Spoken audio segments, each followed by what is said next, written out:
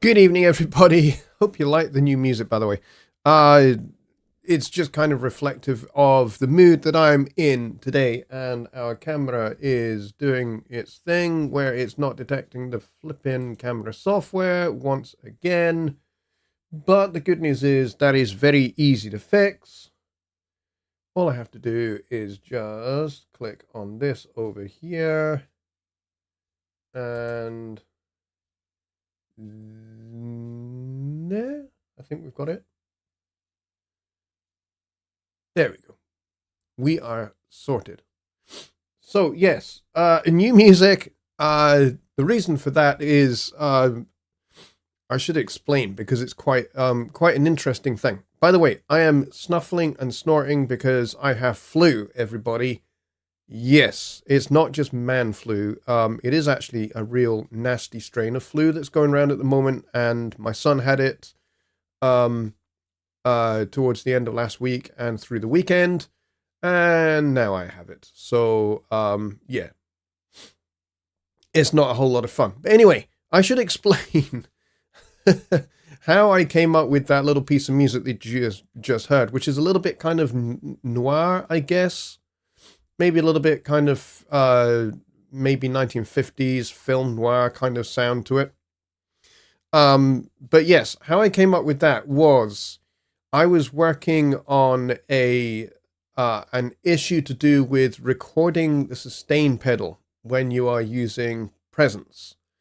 And somebody had reported that there was an issue with recording the sustain pedal, and that basically it just doesn't play back. It sounds good when you're recording, and then it doesn't play back. So I was testing that, and in order to test that, I basically just played some random chords on the piano, which sounds just like this.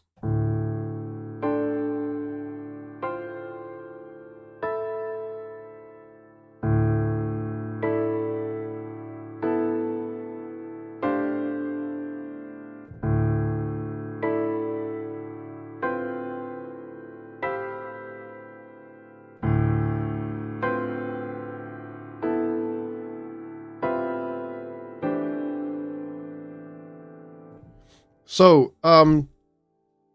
so basically what I was doing to test this issue was basically just, essentially just tapping the keys like this. Now there's a ton of reverb on here, obviously, but, and then just using the sustain pedal to basically sustain that chord, and then recording that and then playing it back to see if it would work, and it's there. All the sustain pedal data was recorded. So couldn't reproduce the issue.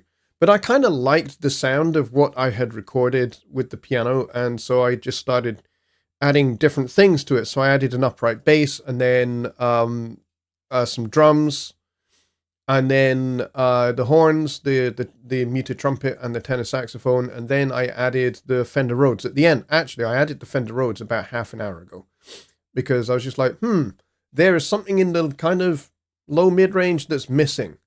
And so we went for that kind of dark sounding Fender Rhodes with the phase and the stereo panning, which sounds on its own like this.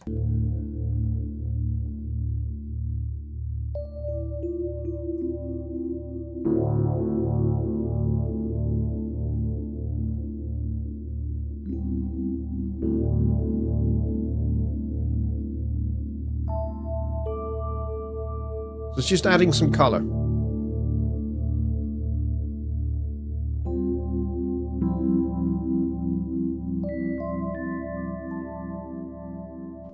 And that's basically all it did, is just add a little bit of color. I mean, it sounds great when you put it in with the piano.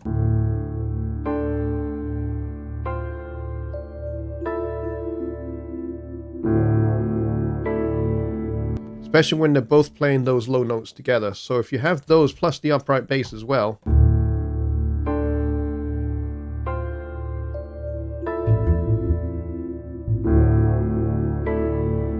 you get that nice rich low end going on there. So yeah, so it took me a few minutes to knock that up, and I basically then just said, hey, Mr. Customer, check this out. so I sent them a little mix down of it, and it was just like, there it is. It's recording the piano just fine. So anyway, that's how I came up with that. It is just kind of the way I tend to do things when I'm doing technical support.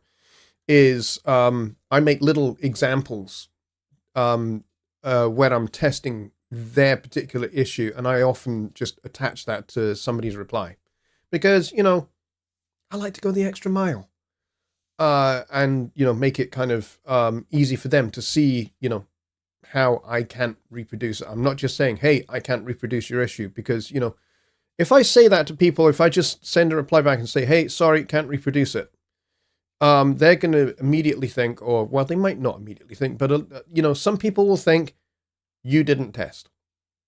You're just saying that to bat me away. So, I do that as a way of basically just saying, hey, I did actually test this. Anyway, let's go see who was first in the door today. And first in the door was Billy Morgan. Once again, Billy likes to be the first man off the block, which is pretty cool. And we got John Hawk here as well. We got Dwayne here. We got Stephen Wilson here. We got Gert as well. Hello, Gert. I'm glad you are becoming a regular, my friend. Glad to see you again. We got Kyle Truduzio. We got Bobby Booth. We got, who else do we have? We got Don Oliver. We've got Ron Figura. We got Gardner99. We got Dwayne. I think I already said that. We got MJ. That's Mike Johnson over in the Philippines enjoying his retirement. And we've got Brett Marley here as well. We got a small little crowd. We've got 12 people.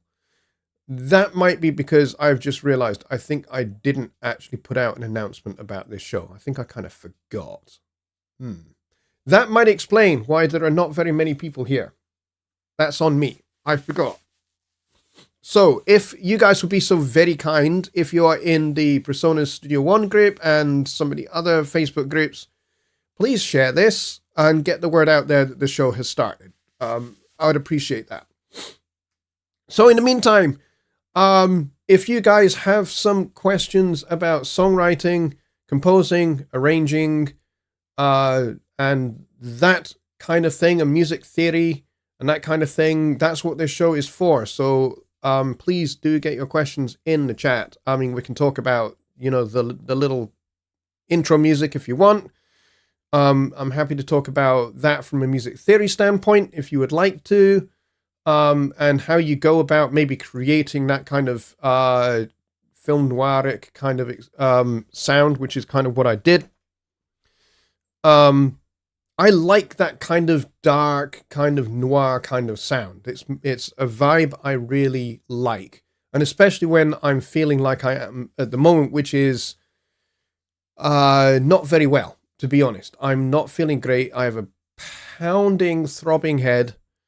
And I'm very, very congested, and from that point of view, it's been a difficult day for me. I don't have a whole lot of energy, and so, a piece of music like the one that I, made today, it just basically just totally expresses exactly how I'm feeling. Kind of dark, and a little bit kind of film noir, like a dark alleyway, just off of 52nd Street back in the 1940s, when 52nd Street was thriving with jazz clubs, where there were 20 or 30 jazz clubs right along the street from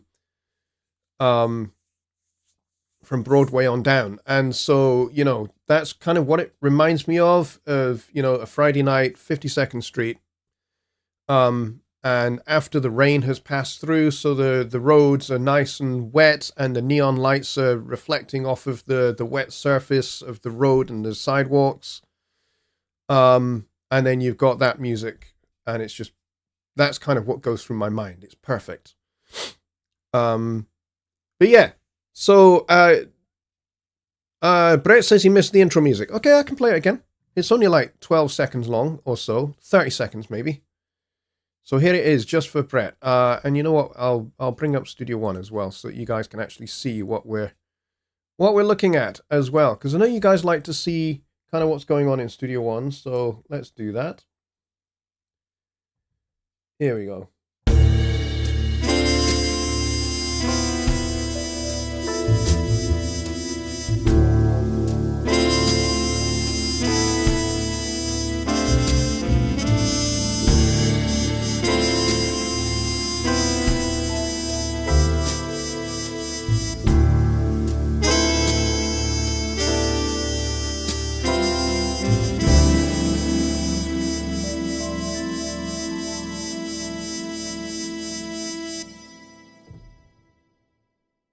There you go.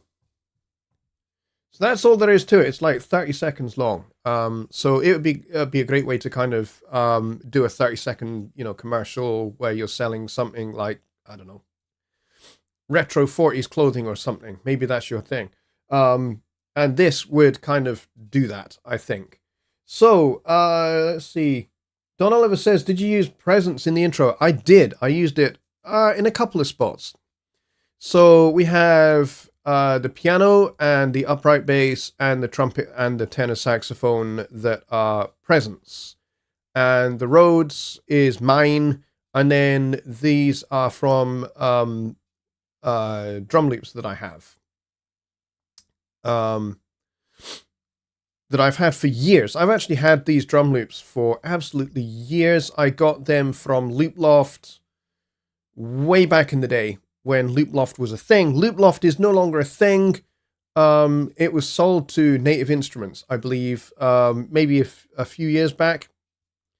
And the guy who basically founded and was the CEO of Looploft sold the company to Native Instruments, and then he started again with a new company that does a similar kind of thing, actually, except this time with a lot more instruments. So it's not just drums, it's also saxophones, guitars, trumpets, there's vocal loops and all sorts, and it's called Yurt Rock. So if you want to check that out, I mean, I'm not endorsed by them at all, but I will say there is some absolutely fantastic content that they sell over there. There's drum loops by all sorts of really, really terrific drummers that I rate very, very highly. And there's some great saxophone things. There's Charlie Hunter's done some guitar things. And one of the sax players out of Snarky Puppy has done a whole package of saxophone stuff for tenor sax, and they sound really, really cool and very, very usable stuff. Let's see. Rich Cresswell is here as well. Oh, Brett says it could be a whiskey commercial. Kyle says Lipsham's lip balm. Yeah, we need somebody to do like a silky smooth, really rich, low voiceover, really deep, rich voice to do a voiceover. It would be perfect. Maybe I could get somebody from the community here who has that kind of voice to maybe do a voiceover for that, introducing Songwriting Simplified or something. That would be pretty cool. In that kind of dark kind of jazz radio host announcer's voice. That would be fantastic if somebody could volunteer to do that. That would be great. Brett says he loves Charlie Hunter. Yeah, me too. I've seen Charlie Hunter in a bunch of settings because he plays a very special guitar because it's like a hybrid guitar because it has like some bass strings as well. And so he doesn't need a bass player. He plays the bass and the guitar parts. And then he works with the drummer, and I've seen him with a drummer whose name escapes me, but with a vocalist called Lucy Woodward. And Lucy is awesome, by the way. If you ever get the chance to see her, she is fantastic. She's American, born in England, but raised in the Netherlands and in the United States. But she is an American citizen. But she is freaking awesome. She is an amazing vocalist. I've seen her perform with Snarky Puppy. I've seen her perform with big bands. And I've seen her do some rock shows as well. She's got a tremendous range as a vocalist. She can sing rock. She can sing soul. She can sing R&B.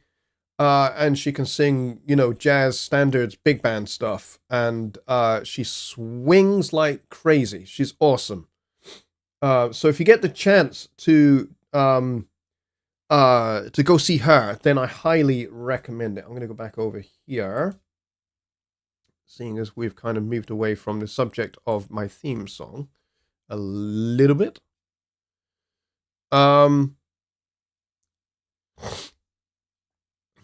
So yeah, Lucy Woodward is freaking awesome. I highly recommend checking her out. And of course, if you've never ever heard of Snarky Puppy, then you have to check them out. They are recommended viewing.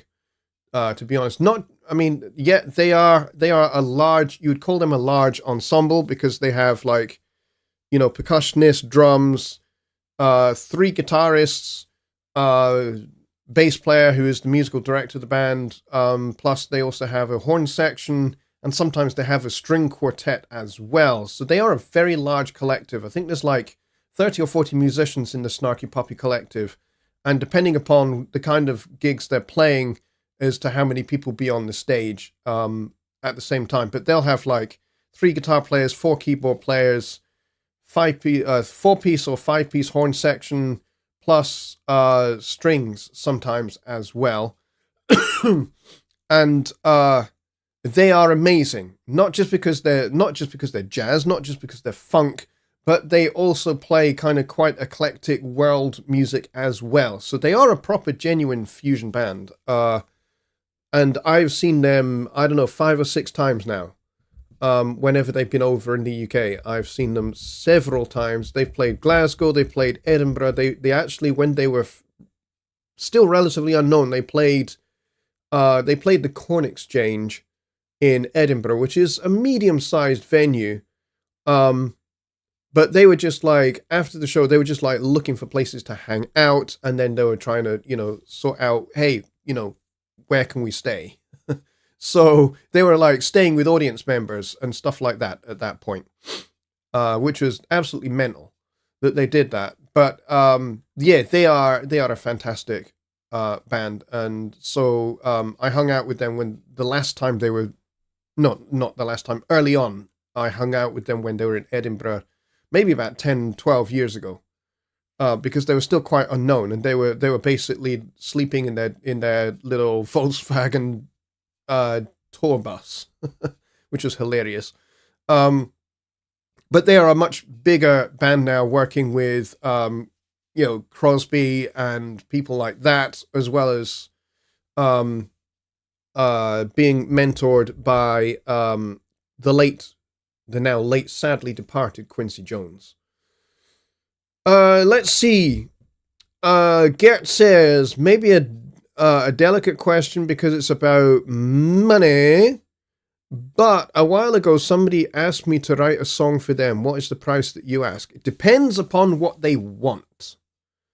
It depends upon what they're asking for in terms of a song. If they're asking for just, a piano and vocal, I don't really charge very much. If it's like, hey, it's my sister's birthday, she's going to be 40, here's a little bit of information about her. Can you write a song?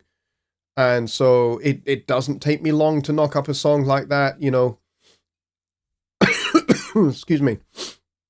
So I won't charge a lot. I'll maybe charge $100, something like that. And I'll say it's yours. Once it's there, it's yours. You now own that song. I'll not like do any copyright stuff or anything like that, because it's a personal song, personalized for that particular person. I'm not going to do any copyright on it at all. It's just the song. So I have done that. I don't do it very often, but it is something I have done in the past. However, I have been asked to write like not just a song, but they've then wanted it arranged for big band. I've done that before. That costs a little bit more because it takes a lot more time, not just to write the song. The song is very easy. It's the arrangement that then has to be written out and then rehearsed with the band and all sorts of things like that. So for that, I will charge a lot more money. You're asking for a very bespoke, very special thing if I'm going to do your song and do a big band arrangement of that song. So that will cost a lot more. That would cost, 10 times as much sometimes. If they're wanting a full, 6.5 minutes song with full arrangement for 16, 17-piece big band, which is what I used to have, then, that will cost a lot more. And yes, if I'm doing something like that, that's a lot more involved, where there's a lot more of an arrangement and things like that, then yes, there will be a copyright on that song, for sure. What mode did you use for tonight? I'm guessing Phrygian. No, it was Dorian. You listen to the very beginning of it. The first thing we start with is open fifths on the D and the A.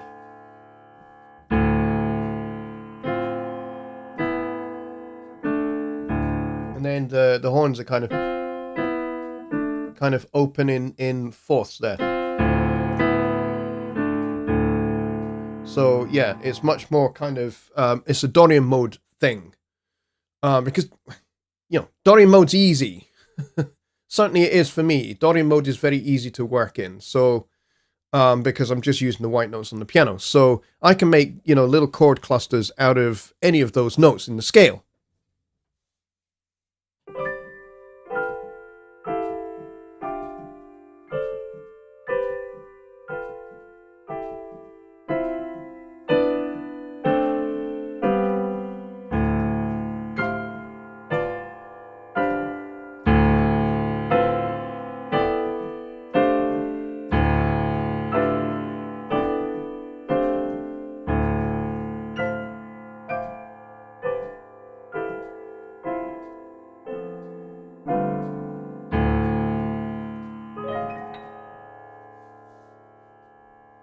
So yeah, Dorian mode is what I used.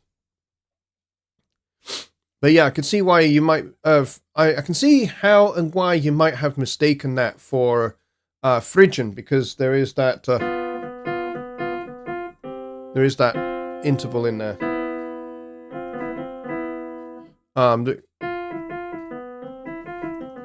That might give it away as being a Phrygian thing.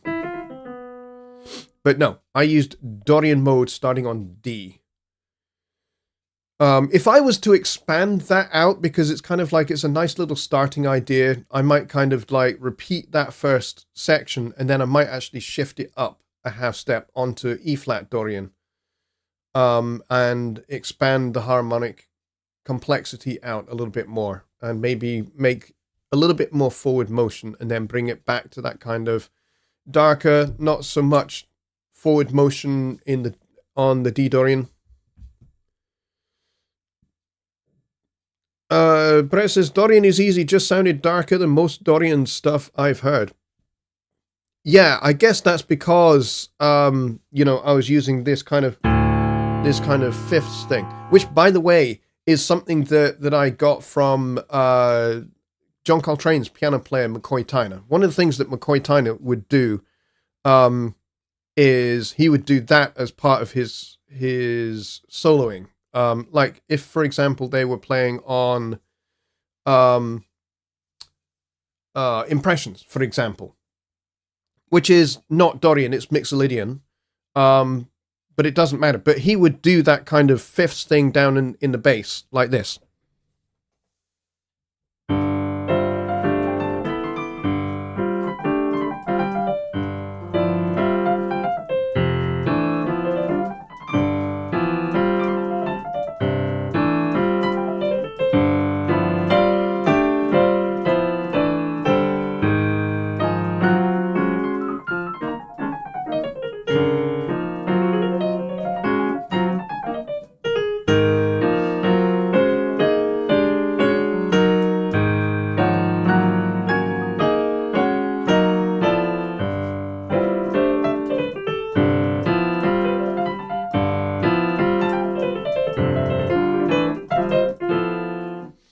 And so on and so forth. Oop, I am dripping. Sorry about that. That's gross. So yes, that's kind of, that whole kind of thing is what I got from McCoy Tyner. McCoy Tyner is one of my favorite piano players of all time. If you don't know who he is, he's a jazz piano player. If jazz is not your bag, then that's okay. But he had a really, really, really percussive way of playing the piano. That I think everybody should check out, regardless of the genre that they are into. All right, we are practically at the halfway point. Has anyone got any further questions? Otherwise, this will be a really short show. I suppose, now that we have got past the Halloween challenge, I guess I have a question for you guys. How did you all find working with that Dorian flat 5 scale? That was the scale that me and Rich Cresswell put out as kind of one of the two scales you could use. You could either use the Dorian scale, or you could use the Dorian flat 5.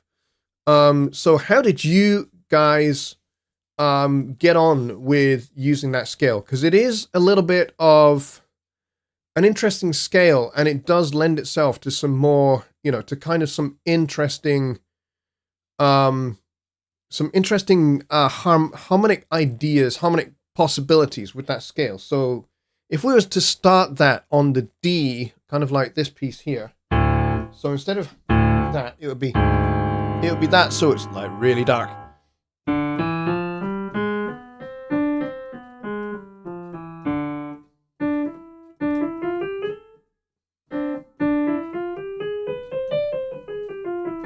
So that was the scale that we used.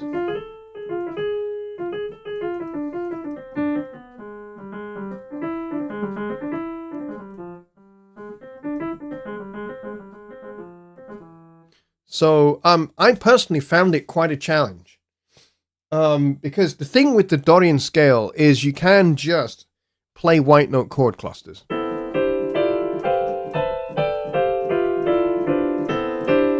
Without even looking at the piano. Can't do that with the Dorian flat 5 because you've got that A flat to think about. So you have to kind of think about a little bit more about what you're going to play. So again, you can do kind of like open fourths quite easily. But then you have to do this, which kind of sounds a little bit weird. And then that wouldn't work. So you'd have to have like an E major triad. So.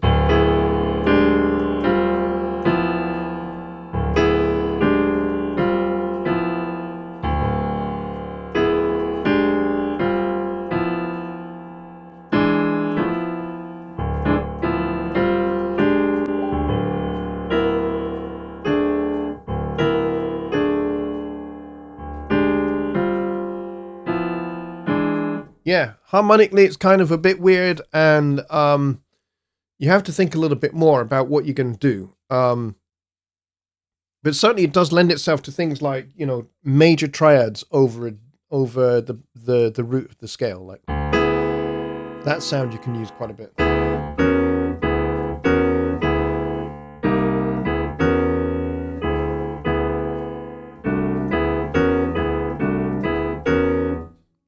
Which is a definite weird sound if you like weird sounds, and certainly Halloween lends itself to weird sounds, so that would certainly work as a weird kind of thing, especially if you do it up the top. Let's see.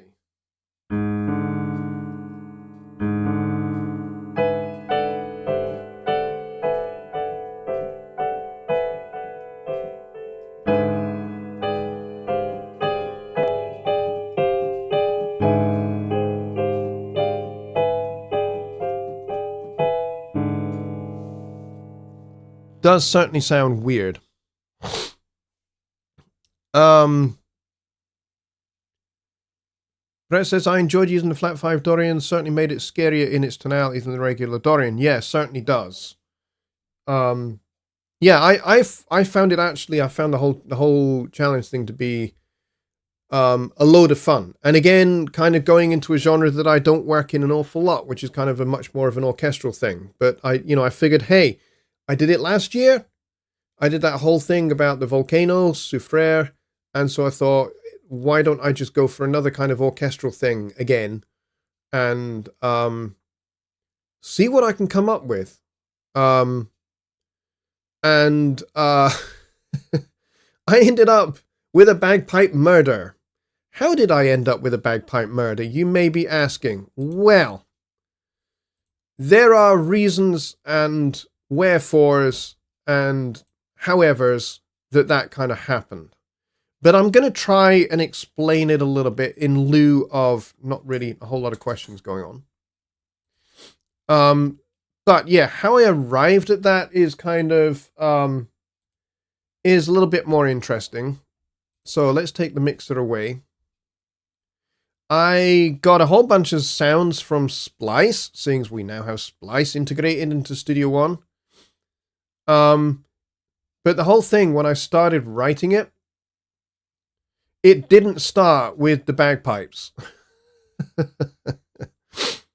The bagpipes and that kind of stuff was added afterwards. I just wrote something I just thought was dark. So if I mute the bagpipes, and that sound there, and that sound there, and that sound there, and we'll keep the thunderstorm thing going, because this is a thunderstorm recorded in Tennessee. So this is what I had without the whole bagpipe thing. And we'll mute the manic laughter.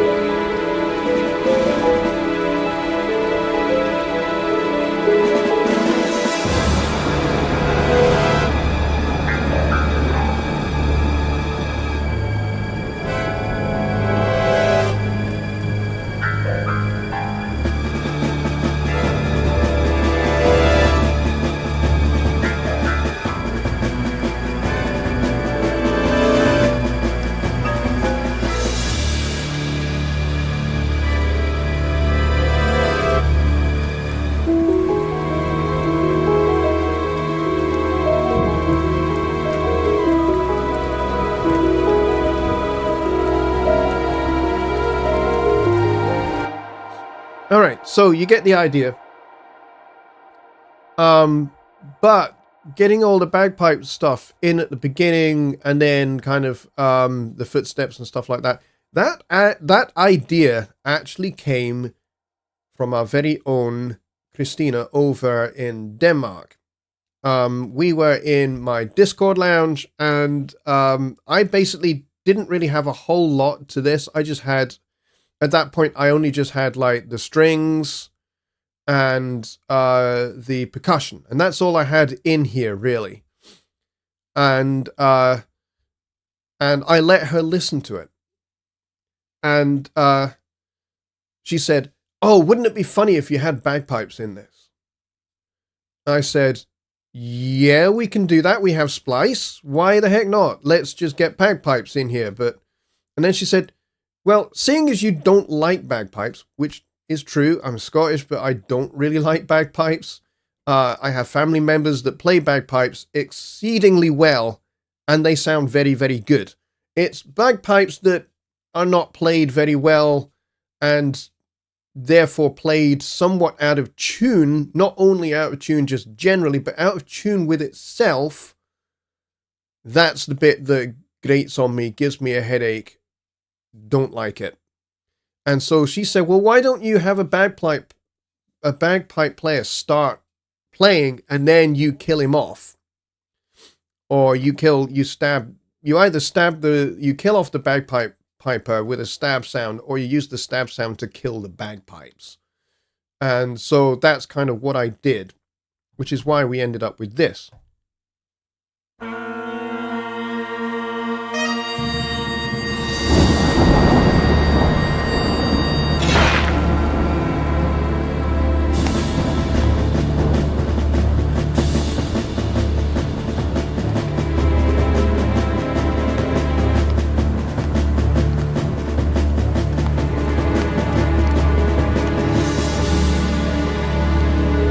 So our protagonist basically stabs the bagpiper just as he's getting started and then calmly walks away. And then we get to this bit.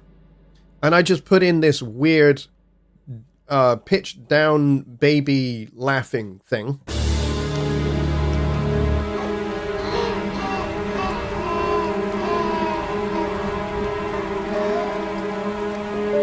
Why not? I mean,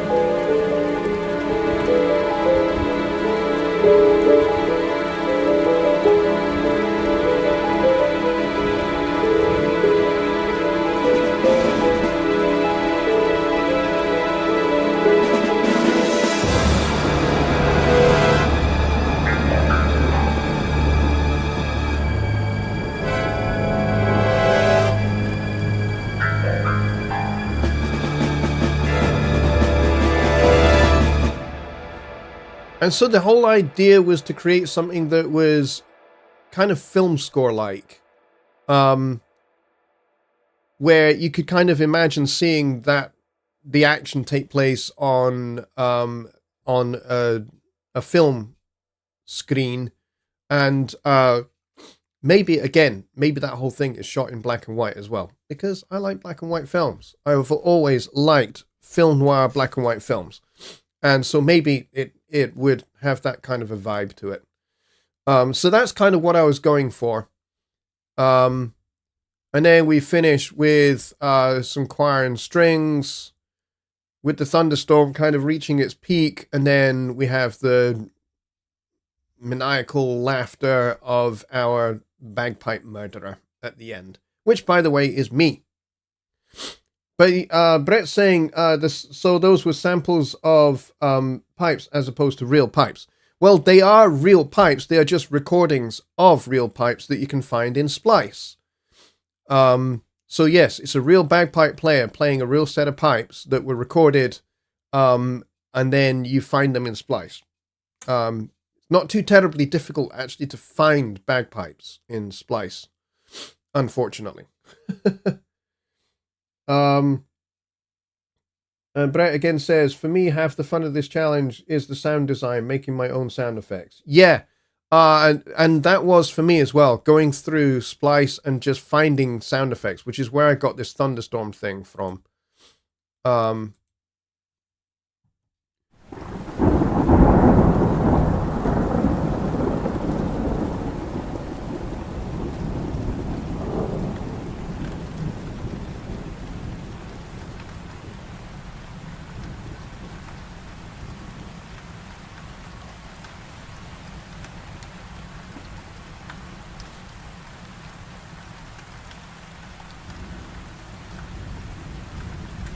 And of course, you know, this thunderstorm just kind of gets towards its climax here.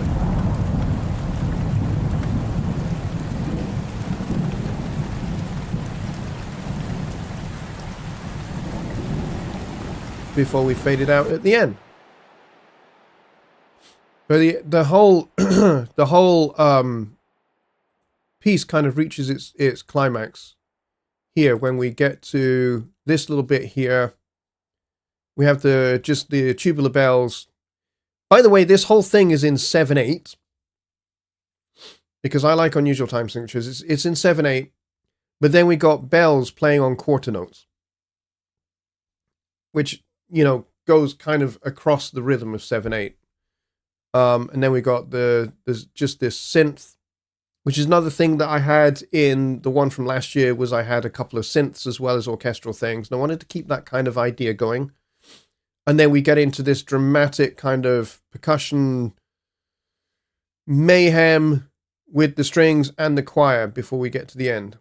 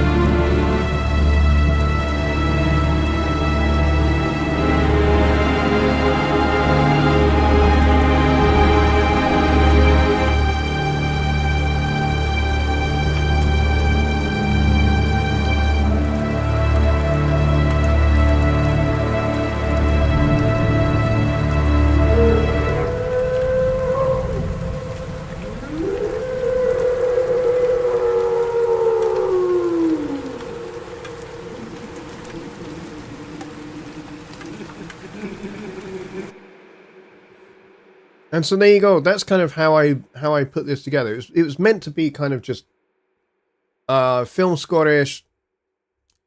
And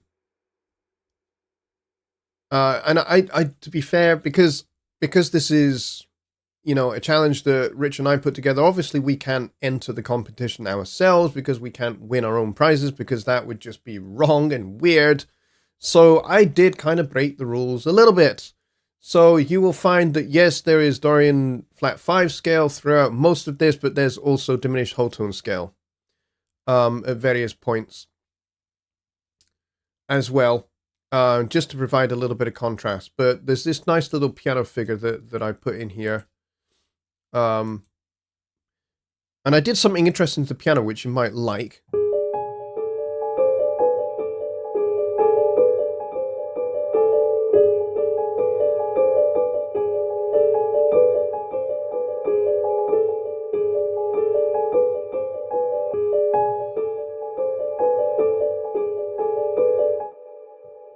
Kind of sounds a bit weird. Why does it sound weird? Because it's going through this guy. It's going through the rotor on the slow setting.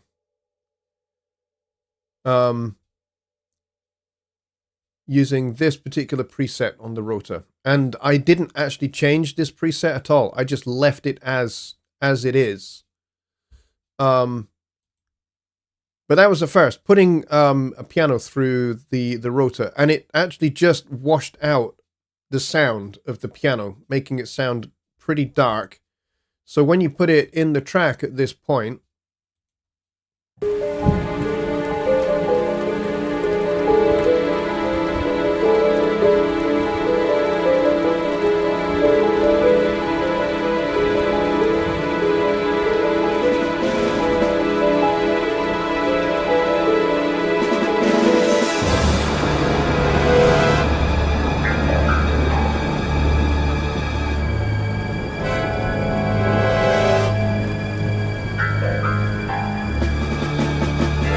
so when you get the piano back in the track at that point, it's meant to just sound dark, and that's what the rotor bit does. So the piano comes back in again here, and this is where we get a little bit diminished whole tone.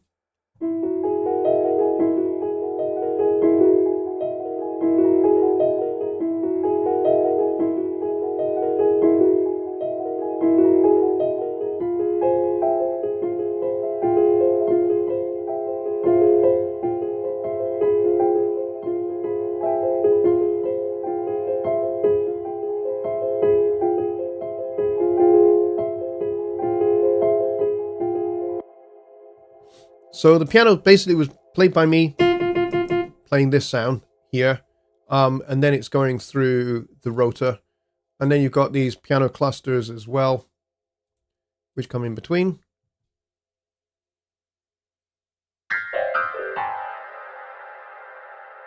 With loads of reverb.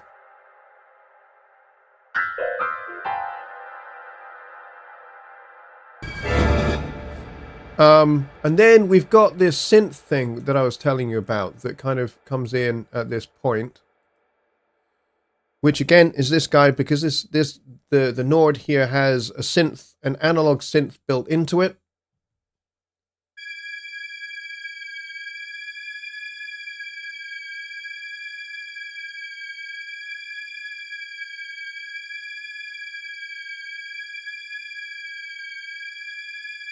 And I'm just pitch bending. Then we change the pitch. And the sound.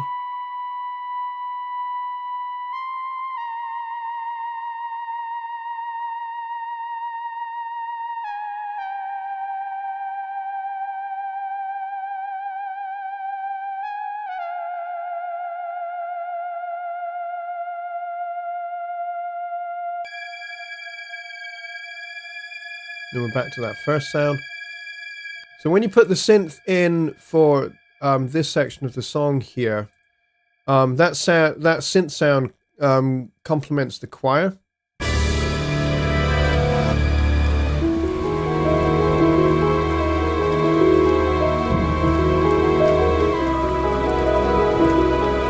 it's a little bit of melody.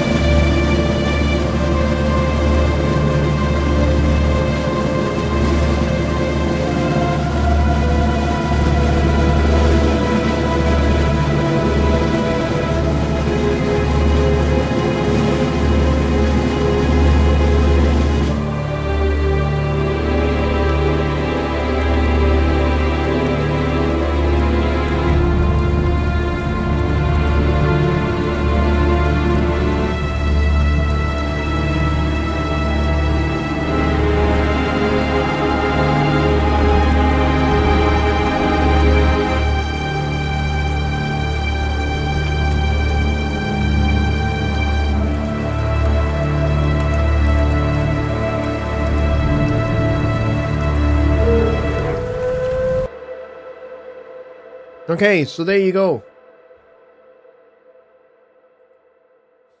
That's kind of how I put together my piece for the Halloween Songwriting Challenge, which was a load of fun to be involved in. Gert says, I learned a lot about scales. I created a strip with the notes I attached to the keyboard. Was too late to finish for Halloween to make a Halloween song. I like more cheerful music. Well, you know what? There's always next time. There's, if we do another Halloween challenge next year, then maybe you could just use that as your entry for the challenge for next time. So if you're up for that, then, and if enough people are up for, continuing these challenges, we will continue them. This is the second year that we've run the Halloween and Christmas challenges. And you know what? It's been really, really great. So, we will see kind of what the future is and how things go going forward. He also says, for me, it was new to work with a scale because I don't know much about scales. I always play intuitively.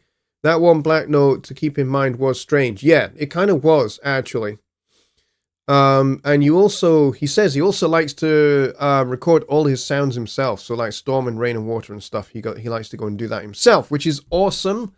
If you have the time and the gear to be able to go out and into the outdoors and record your own Foley, then yeah, definitely go for it.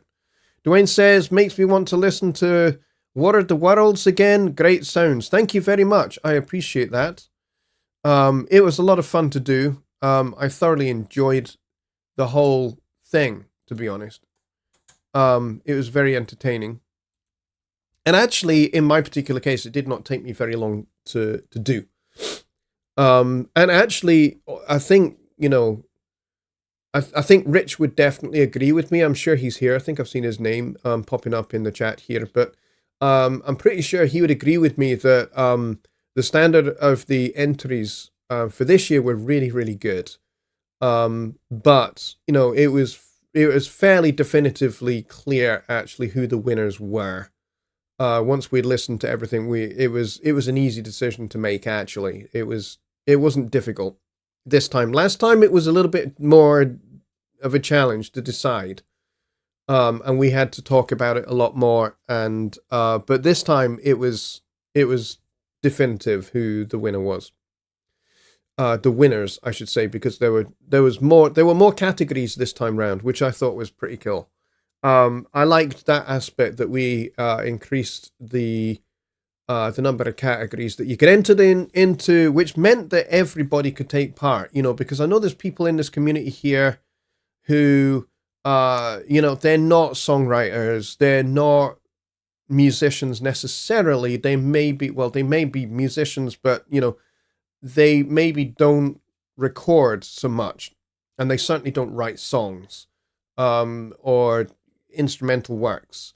So for them, we created the mixing side of the challenge so that they could actually mix other people's submissions, or they could find they could use the piece of music that Rich created and do a mix of that. So and he provided the stems for that. So I'm fairly sure we will do something similar next year. Whether there will be prizes or not, I don't know.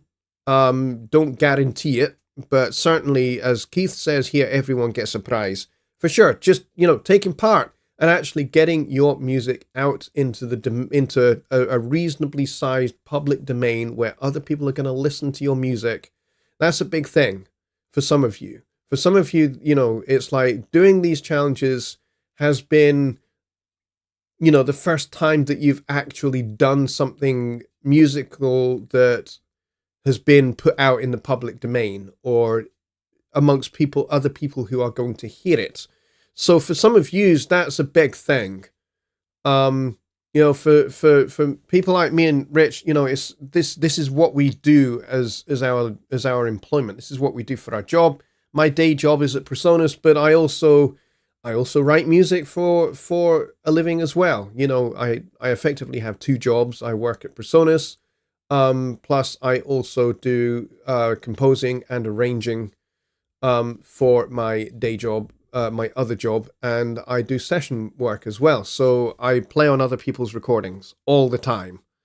So that takes up, most of my evenings, not all of my evenings, but quite a lot of my evenings. I'm either doing an arrangement for somebody, or I'm composing a theme tune for a student film, or I'm doing the full score for a student film with the Napier University Film Studies Department, or I am playing on other people's records, or I'm playing on film scores for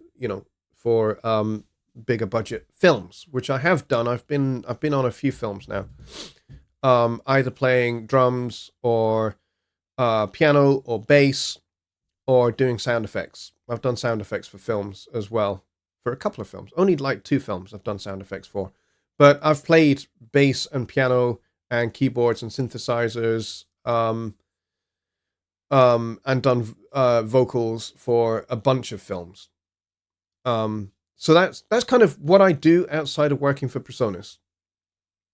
So I'm used to, getting my work out there in the public domain where lots of people are going to listen to it. Plus, I've made a bunch of records over the years as well. But for other people, it's a big thing. And I can remember when I did put my first recordings out in the public domain, I made an EP way back in 1988. 1988 or 89, I made an EP of 6 pieces, instrumental pieces, and I played every instrument, and I recorded everything into a 4-track tape recorder. And then I mixed it down using an old Spirit Folio, I think it was Spirit Folio, 12-channel mixer, and then I mastered it from the main output of the mixer. And then I found a guy in my town who did duplication for cassettes, because that's what we used back then. And he did a run of 250 cassettes. And I had a friend who did all the artwork for it. Sadly, that friend of mine died about 5 years ago. He was a very gifted artist, and he did my covers for that EP back then. But yeah, sad he did not make 45, sadly. But yeah, so that was my first putting something out there. And yes, I did actually sell every single one of the cassettes. I had none left. I have one copy left for me, and that is it. I don't even know where the master tapes are. They have probably got mislaid in various moves I have made over the years. Very sadly. So I don't know where the master tapes are for that record, because I would love to dig it out and do a remaster, or get one of the mastering guys in this community to do a remaster for me. But yeah, I don't know where they are. Unfortunately, let's see. Nice breakdown of your submission. Thank you very much, Billy. I appreciate that. Yeah, it was fun to do. Orchestral music's not my strong suit by any stretch. I'm a jazz guy. I write for small jazz groups. I write for my own band. I write for big bands. That's what I do. That's my specialty. So orchestral music is a little bit out of my wheelhouse, but I mean, it's not something that I cannot do. As you could hear, I can do it. It's just, it's not my thing at all. I'm not very good at it. People like Rich Cresswell are much better at orchestral things than I am. Even though I understand how all the orchestration works and all of that, because, I've taught composition at university, undergraduate and postgraduate level. Still, it's not my strong suit at all. Big bands and things like that is my thing. And you can't really write for, a Halloween thing for big band. Well, you can, but it's just not easy at all, because the genre doesn't lend itself very well to Halloween-y kind of sounds. Anyway, we are all done and dusted, and that is it for this week's Songwriting Simplified. Thank you very much for coming, to the nearly 20 people that turned up. Thanks for coming, everybody. There is a Studio One meetup immediately after this show, so if you want to go and join that, then you can certainly do so. There is a link in the chat already that Billy Morgan has provided, so if you'd like to go and check that out, you would be very welcome to do so. I will be bowing out. I will be going to bed, frankly, because I am feeling very ill right now. And I need to have my wits about me to try and get through my day at work tomorrow. Because I have a busy day ahead of me.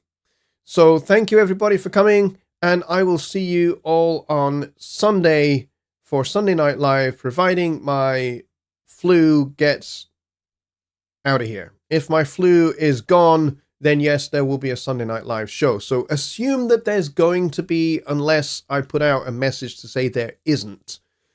How are you going to know? Be subscribed. If you're not subscribed yet, please hit that subscribe button, and then hit the notification bell, and make sure you select all notifications, because I will be putting a post in the community tab of my channel. And I'll, if there's not going to be a show, that's where you'll find out.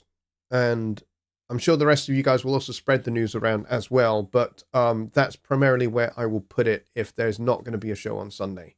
But yes, I'm going to try and make sure that I can do the show. The link is in the chat for the Studio One meetup. Go, enjoy, have fun, ask your Studio One questions, and the folks in there will be very happy to help you out. The Studio One meetups are fantastic. So, folks, until Sunday, have a good one. Good night, everybody.